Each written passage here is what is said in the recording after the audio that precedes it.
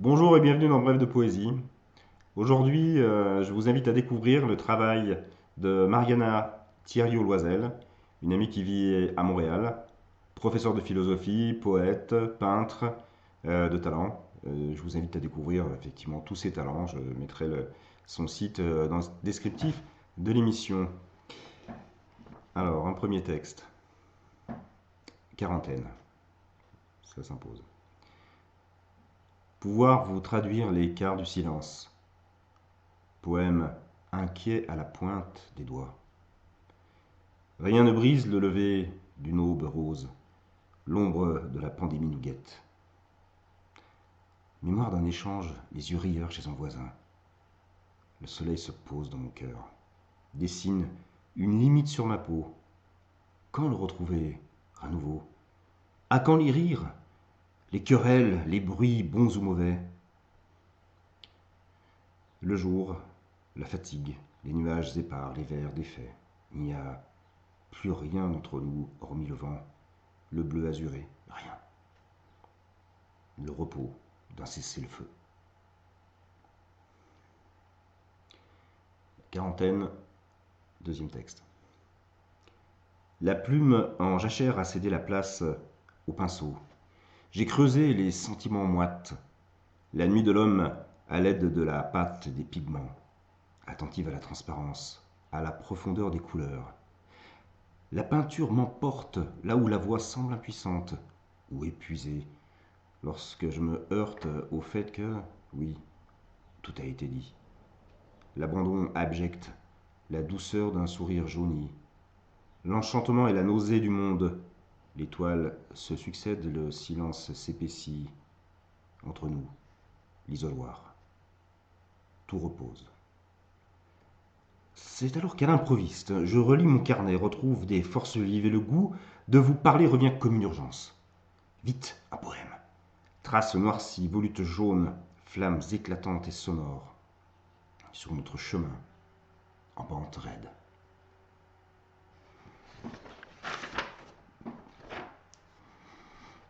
Contrevent. Au loin, un inféa éclos dans l'étang du soleil. Le vent a crûment soufflé à la lisière du chemin. Ici, le fleuve gèle à contre-jour. Je vous écris à contrevent. Une déchirure de lumière dans le ciel suffit à me combler. Le déclin rapide vers le crépuscule laisse le dessin de notre foulée sur la neige fraîche. J'offre ma récolte à votre lumière, de l'encre et de l'eau. Voir avec un regard félin scintiller le jaune d'un Graal, à l'orée des bois sombres, au seuil de la nuit froide. Magnifique texte. Tout d'abord, un petit texte qu'elle a cité en introduction de Paul Éluard. J'étais très triste, j'ai dit oui. C'est à partir de toi que j'ai dit oui au monde. Un poème m'arrive comme un partage des eaux. Avant de lire vos phrases saccadées d'une souffrance qu'elles peuvent à peine contenir, tellement la douleur déborde de tous les pores du verbe. Un poème m'arrive comme la foudre et la grêle, comme la ruine de mes principes de silence et de secret. Un poème m'arrive qui m'enjoint à la réponse immédiate, car sa beauté sourde creuse le marbre où je me terre si souvent. Un poème m'arrive, un poème de misère, un poème de solitude. Un poème m'arrive juste à temps, le temps de savoir que lorsque je n'étais plus rien, que je roulais sur la pente comme une pierre chute avec facilité, vos textes étaient là. Je n'étais pas tout à fait seul avec le diable. Un poème m'arrive comme une lampe allumée d'un jour trop froid dans une allée déserte. Merci pour ce poème qui m'arrive à partir de vous. Je dis oui. Et une fois n'est pas coutume, puisqu'elle elle a écrit la version en anglais. Donc, comme j'ai l'intention petit à petit de lire aussi des textes d'auteurs anglophones dans le texte, je travaille ma diction. Donc, tentative. A poem comes like a river. A poem comes as an immediate response. a beauty that digs marble. A poem comes to me, a poem of misery, a poem of loneliness.